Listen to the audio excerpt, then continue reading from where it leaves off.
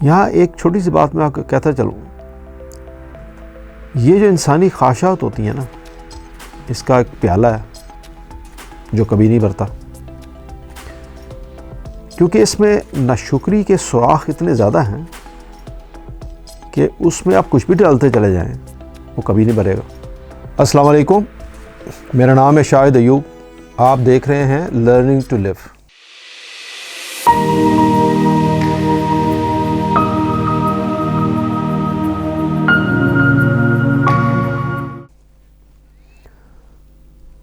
آج کا موضوع شروع کرنے سے پہلے اقبال کے 2 شعر آپ کو پیش کرتا ہوں۔ اقبال کہتا ہے، نہ سمجھو گے تو مٹ جاؤ گے اے ہندوستان والو، نہ سمجھو گے تو مٹ جاؤ گے اے ہندوستان والو، تمہاری داستان تک بھی نہ ہوگی داستانوں میں۔ یہی آئین قدرت ہے، یہی اسلوب فطرت ہے، یہی آئین قدرت ہے، یہی اسلوب فطرت ہے، جو ہے راہ عمل میں گامزن محبوب فطرت ہے۔ آج ہمارے زیادہ تر نوجوان خود پر انحصار کر کے دوسروں پر تکیہ کیے بغیر حالات کا مقابلہ کرتے ہوئے نظر نہیں آتے۔ تو جو آج کا موضوع ہے اس کو آپ کہیے سیلف ریلائنس، یا اپنے آپ پہ خود اعتمادی نہیں ہے، یا وہ کام کرنے کا جذبہ نہیں ہے، یا اس کو بولیں کہ ہمت نہیں ہے کچھ نیا کام کرنے کا۔ یہ ہے آج کا موضوع۔ حالات کے ہاتھوں مایوس آج کا نوجوان جو نظر آتا ہے، اقبال اس کے بارے میں یہ کہہ رہا ہے کہ اگر تم یہ بات نہیں سمجھو گے کہ تمہارا مثبت عمل اور کوشش ہی تمہیں اپنی منزل سے ہمکنار کر سکتا ہے، اور یہی قدرت کا قانون ہے، وگرنہ دنیا میں تمہارا نام لینے والا کوئی نہ ہوگا۔ انسان کی زندگی میں ایسے دن بھی کبھی کبھی آتے ہیں کہ اٹھنے کو دل نہیں کرتا۔ مایوسی اس قدر اندھیروں میں لے جاتی ہے جہاں سے کوئی راستہ سجائی نہیں دیتا، لیکن ہمیں دل پر جبر کر کے اٹھنا ہے اور اس کو اپنے اندر سے نکالنا ہے۔ جو ہمیں ڈی موٹیویٹ کر رہا ہے، یاد رہے کہ کوئی مدد کے لیے نہیں آئے گا، آپ اور صرف اللہ ہے، بس یہی زندگی ہے۔ ماں باپ بہت مخلص ہیں، لیکن کبھی کبھی انسان اکیلا لڑتا ہے اور اسے لڑنا ہی ہوتا ہے، اور اس کو اکیلا لڑنا سیکھنا ہوگا، اپنے رویوں کو بدلنا ہوگا، اپنے آپ کو پہچانے اور حالات کے سامنے چٹان بن جائیں۔ سورۃ یاسین کی ایک آیت ہے، اس کا ترجمہ ہے کہ بے شک اللہ انسانوں پر ظلم نہیں کرتا، بلکہ انسان خود اپنے اوپر ظلم کرتا ہے۔ تو اللہ آپ کے اوپر ظلم نہیں کرتا، جو ہوتا ہے وہ آپ کے اپنے اعمال کا نتیجہ ہے۔ اس کو آپ مختصراً یوں سمجھیے، جیسے اکثر آپ نے دیکھا ہوگا کہ لڑکا امتحان میں پاس ہو گیا تو ماں باپ کہتے ہیں بچے نے بہت محنت کی تھی، دن رات پڑھتا تھا، اور فیل ہو گیا تو کہیں گے اللہ کو یہی منظور تھا۔ بھئی اللہ کو آپ کی ناکامی کیوں پسند ہے؟ اللہ تو کسی کی ناکامی پسند نہیں کرے گا، اس نے تو آپ کا راستہ دکھایا کہ آپ محنت کریں اور یقیناً آپ پاس ہوں گے۔ تو فیل ہونے کی شکل میں آپ اللہ کے اوپر ڈال دیں کہ اللہ کو یہی منظور تھا۔ یہ جو فیل ہوا یا پاس ہوا، یہ آپ کے اپنے اعمال کا نتیجہ ہے اور آپ کی اپنی محنت کے اوپر ہے۔ ہاں، آپ محنت کرنے کے بعد اللہ سے ایز اے مسلمان دعا کرنا ہمارا فرض ہے کہ اللہ ہمارے راستے آسان کر، ہمارے دماغ کی گرہ، ہماری زبان کی گرہ کھول دے، ہمیں سمجھنے کی توفیق عطا فرما۔ یہ ظاہر ہے آپ اللہ سے مانگتے ہیں، لیکن جو ہوگا وہ آپ کے اپنے اعمال کا نتیجہ ہے۔ ماں باپ اپنی اولاد کو اتنا سہل بنا دیتے ہیں کہ وہ اپنا کوئی بھی کام خود نہیں کرتے، حتیٰ کہ پانی پینے کے لیے بھی نوکروں کے محتاج ہوتے ہیں۔ بس دوستوں میں بیٹھے خوش گپیاں کرتے ہوئے بہت اچھا لگتے ہیں، اور یہی ان کا بہترین مشغلہ بھی ہے۔ ٹرے میں لگانا کھانا پیش کر دیا جائے تو بہت خوش ہیں، اب یہ جو رواج ہے ہمارے یہاں کہ آپ اپنا کام خود کرتے ہوئے آپ کو یہ معیوب کیوں لگتا ہے؟ بہت حد تک تو یہ دیکھا گیا ہے کہ اس میں ماں باپ کا بہت بڑا رول ہے۔ آپ اپنی اولاد کو اپنا کام خود کرنے کی عادت نہیں ڈالیں گے تو کیا ہوگا؟ وہ ہر لمحے، ہر آنے والے وقت میں دوسروں کے محتاج ہوں گے۔ چھوٹے سے چھوٹا کام کرنا ہو تو وہ دوسرے کے محتاج ہوں گے۔ یہ ٹھیک ہے کہ نوکر چاکر اگر آپ کو اللہ نے دیے ہیں تو ٹھیک ہے، لیکن کوشش یہ کرنی چاہیے کہ آپ اپنا کام خود کریں، اور یہی فرض ہے ماں باپ کا کہ وہ بچوں کو یہی سکھائیں۔ اس سے اس کی سیلف ریلائنس، سیلف کانفیڈنس بڑھے گا، اور اس کو یقین ہوگا کہ وہ کام کر سکتا ہے۔ اس کو ذمہ داریاں نبھانے کی عادت ڈالیں۔ اگر آپ نے اپنے بچوں میں یہ چیز پیدا نہیں کی تو کیا ہوگا؟ پھر ایسے بچے ٹھوکر کھاتے ہیں، زمانے کے حوادث سے انہیں گرا دیتے ہیں، عملی زندگی میں قدم رکھتے ہی رونا دھونا شروع کر دیتے ہیں، چھوٹی چھوٹی سی ذمہ داریاں نبھانے کے اہل بھی نہیں رہتے۔ عملی زندگی کتابی زندگی سے فرق ہے۔ یہاں پہ ہر قدم قدم پہ مشکلات ہیں، آزمائشیں ہیں، ہر کام کو کرنے کے ڈیفرنٹ سٹائل ہیں، ڈیفرنٹ طریقے ہیں۔ تو یہ سب چیزیں آپ کو اپنے بچوں میں ڈالنی چاہیے۔ کیا وجہ ہے کہ آج کی شادیاں کیوں اتنی زیادہ ناکام ہو رہی ہیں؟ لوگ اتنے نکمے ہو چکے ہیں کہ باہر نکلتے ہی رونا دھونا شروع کر دیتے ہیں۔ ذرا سی سٹریس آئی تو اس سٹریس سے وہ نماز نہیں ہو سکتے۔ اس سٹریس کو حل کرنے کے لیے یا حل کرنے کی طاقت ان میں ہوتی نہیں ہے، اور اس ذمہ داری سے جان چھوڑنے کی کوشش کرتے ہیں، اور عدم برداشت یہ اس قدر بڑھ گئی ہے کہ وہ شادیوں کے ٹوٹنے کی ایک بہت بڑی وجہ بن گئی، کیونکہ ذمہ داری لینے کو تیار کوئی نہیں ہے۔ قدم قدم پہ حواس کھو دیتے ہیں، ڈپریشن میں چلے جاتے ہیں۔ یہ لوگ اپنے خول میں بند رہتے ہیں اور نئی چیزیں دریافت نہیں کرتے، ان کی کھوج نہیں لگاتے۔ جیسے ہی کوئی اسٹوڈنٹ یونیورسٹی میں جاتا ہے، وہاں کمپٹیشن بھی ہوتا ہے، مشکلات بھی ہوتی ہیں۔ وہاں کچھ لوگ ان کو قبول کرتے ہیں اور کچھ نہیں بھی کرتے۔ جب بھی آپ اس طرح کا آپ نئے کالج، نئی یونیورسٹی میں جائیں گے تو ڈیفینیٹلی یہ چھوٹے چھوٹے پرابلم آتے ہیں۔ جب کوئی ان کو قبول نہیں کرے گا تو پھر وہ اپنے آپ کو قصوروار ٹھہراتے ہیں، افسردہ ہوتے ہیں اور سب کو چھوڑ چھاڑ کے بیٹھ جاتے ہیں۔ والدین کو چاہیے کہ بچوں کو تن آسانی نہ سکھائیں، ان کو چیلنجز کا سامنا کرنے کی تربیت دیں۔ اسی طرح ہمارے جو کالجز اور یونیورسٹیز یا جو اسکول ہیں، وہاں پہ بھی ایک عجیب تعلیم کا ایک ماحول ہے۔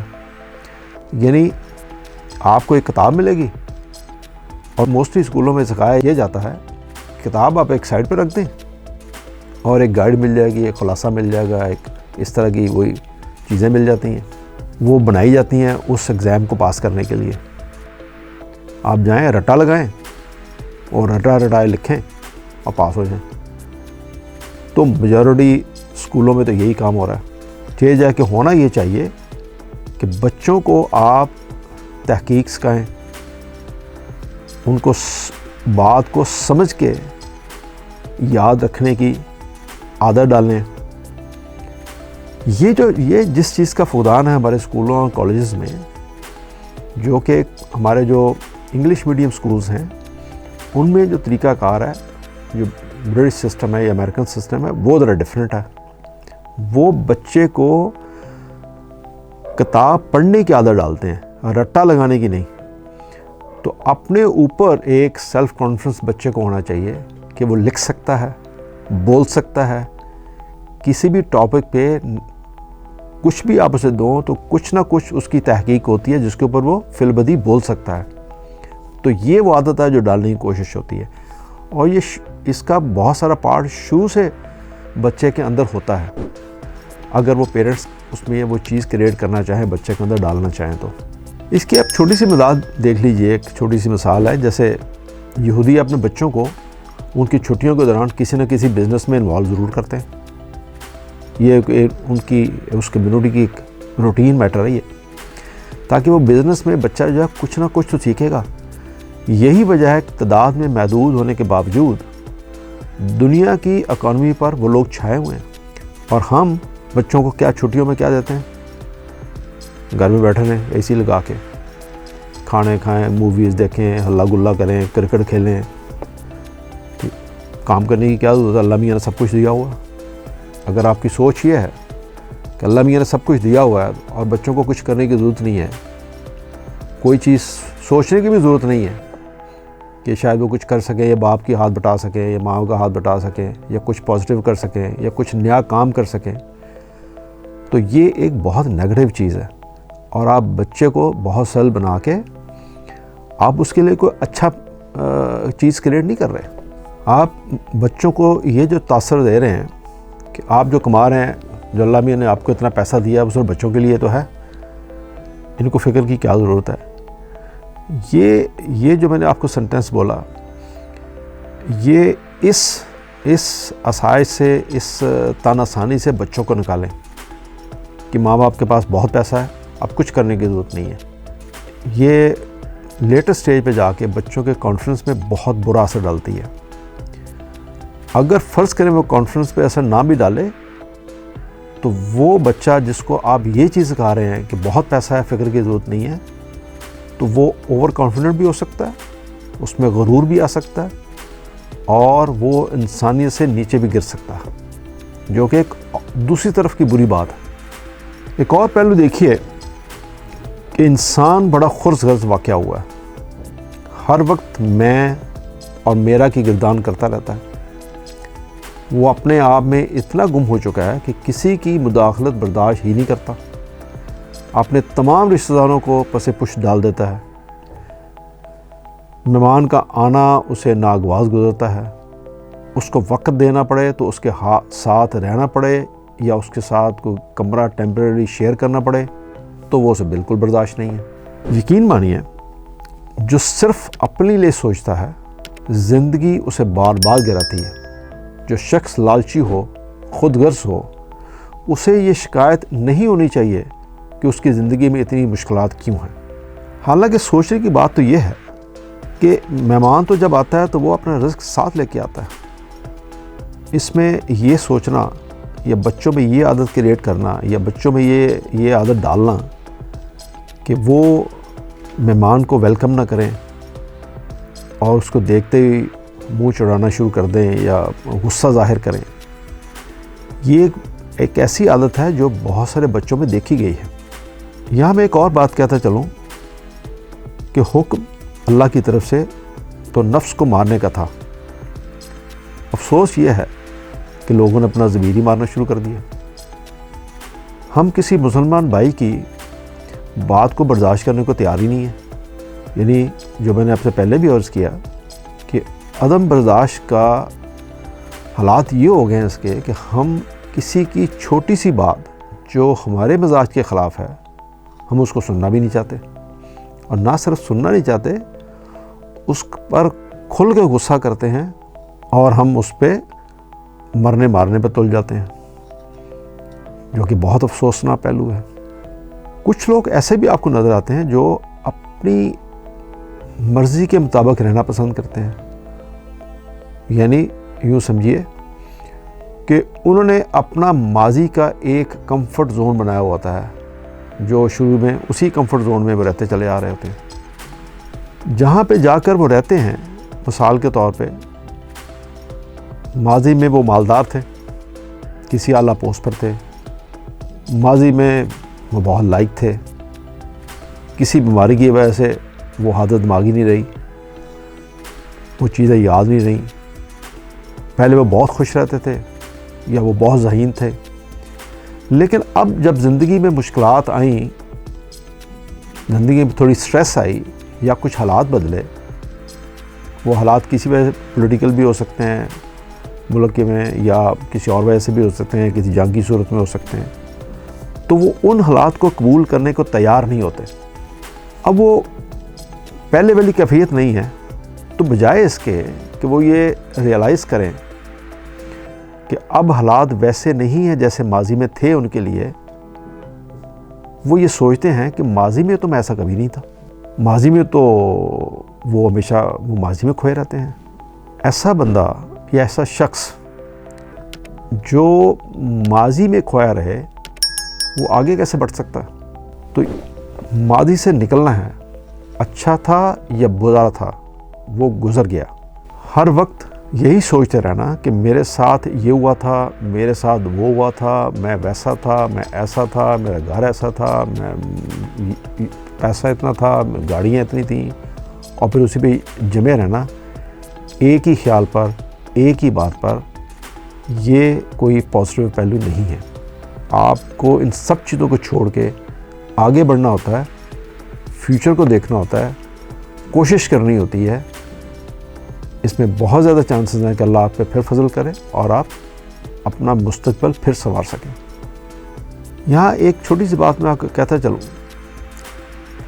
یہ جو انسانی خواہشات ہوتی ہیں نا، اس کا ایک پیالہ ہے جو کبھی نہیں بھرتا،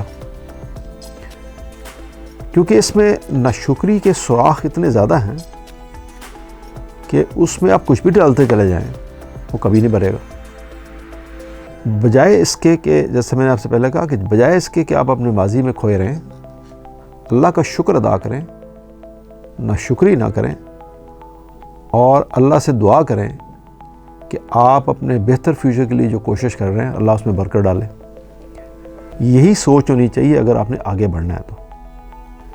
جیسے اگر ایک بندے کی ڈائیورس ہو گئی، فرض کریں وائف کے ساتھ نہیں بنی، تو اس کا یہ مطلب نہیں کہ آپ اس کمفرٹ زون سے جس میں آپ نے شادی کی یا وہ جو ٹائم آپ نے اس کے ساتھ گزارا آپ اسی میں کھوئے رہیں اور اپنے آپ کو تباہ کر لیں، تو پھر تو آپ کبھی آگے نہیں بڑھ سکیں گے۔ آپ اس کو یوں بھی کہہ سکتے ہیں جیسے ایک بندے میں کوئی کمی ہو یا کسی شخص میں یا کسی لڑکی میں کوئی کمی ہو، وہ خوبصورت نہیں ہے، یا یوں کہیے کہ کم خوبصورت ہے، یا کوئی اور جسمانی چھوٹی موٹی اس میں پرابلم ہے، تو آپ اس کمی کو اپنے سر پہ سوار کر لیں اور یہی سوچتے رہیں کہ یہ کوئی بڑی خامی ہے میرے اندر، تو میں اس خامی کے ساتھ تو کبھی آگے نہیں بڑھ سکتا۔ خاص طور پہ بچیاں، قد چھوٹا ہے یا زیادہ خوبصورت نہیں ہے یا بال لمبے نہیں ہیں، اسی طرح لڑکے بھی، تو آپ اس احساس کمتری میں شکار ہوں اور آپ آگے بڑھنے کی کوشش چھوڑ دیں، آپ کے اندر سیلف کانفیڈنس نہ ہو، سیلف ریلائنس نہ ہو، تو پھر تو آپ کبھی بھی آگے نہیں بڑھ سکیں گے اور آپ ڈپریشن میں چلے جائیں گے۔ یہ یاد رہے کہ اللہ تعالیٰ نے جب بھی کسی انسان میں کوئی کمی ہوتی ہے تو اللہ تعالیٰ اسی انسان کے اندر کوئی دوسری بہت ساری خوبیاں بھی دیتا ہے، بہت ساری نعمتوں سے اور بھی نوازتا ہے۔ یہ ہو نہیں سکتا کہ آپ کے اندر کوئی ایک کمی ہو تو دوسری طرف آپ کے اندر کوئی دوسری ایک یا دو یا تین بہت بڑی خوبیاں بھی نہ ہوں جو اللہ تعالیٰ نے آپ کو نہ دی ہیں۔ وہ ہمیشہ آپ کو اس طرح کی چیزوں سے نوازتا ہے، اور اسی میں آپ نے شکر ادا کرنا ہے اس کا کہ اس نے آپ کو جس حال میں رکھا، اور آپ کوشش کریں آگے بڑھنے کی اور اللہ سے دعا کریں۔ اسی طرح ہر ناکامی کے بعد نئے جوش اور نئے ولولے سے اٹھنا ہوگا، جدوجہد کرنا ہے، پھر انشاءاللہ کامیابی آپ کے قدموں میں ہوگی۔ میں اس موضوع کا اختتام ایک شعر سے کرتا ہوں۔ اقبال کہتا ہے، پختہ تر ہے گردش پہم سے جام زندگی، پختہ تر ہے گردش پہم سے جام زندگی، ہے یہی اے بے خبر راز دوام زندگی۔ یہ بات قابل غور ہے اور یاد رکھنے کے قابل ہے کہ اگر زندگی کا جام مسلسل حرکت پذیر رہے تو یہ مزید پختگی سے ہمکنار ہوتا ہے، یعنی جہد مسلسل میدان عمل میں مسلسل روب عمل رہنا ہی زندگی کا مقصد ہونا چاہیے۔ اور اے بے خبر انسان، اسی میں زندگی کا راز پوشیدہ ہے، نہ کہ مایوس ہو کر یا آرام و آسائش کی زندگی اپنا کر۔ یہ جو شعر میں نے آپ کو پیش کیا، یہ پورے وی لاء کا آپ اس کو نچوڑ کہیے، جہد مسلسل عمل، مسلسل کوشش، بار بار کوشش کرنا، ناکامی آئے گی پھر کوشش، ناکامی آئے گی پھر کوشش، یہ جو عمل ہے آپ کا بار بار کوشش اور اللہ سے دعا کرنا، نہ کہ آرام اور آسائش کی زندگی بغیر کسی عمل پہ اس کی خواہش کرنا۔ اللہ سے دعا کریں کہ آپ کو اس ہمت کی، اس کوشش کی توفیق عطا فرمائے اور ہمت دے بہت شکریہ. اللہ حافظ.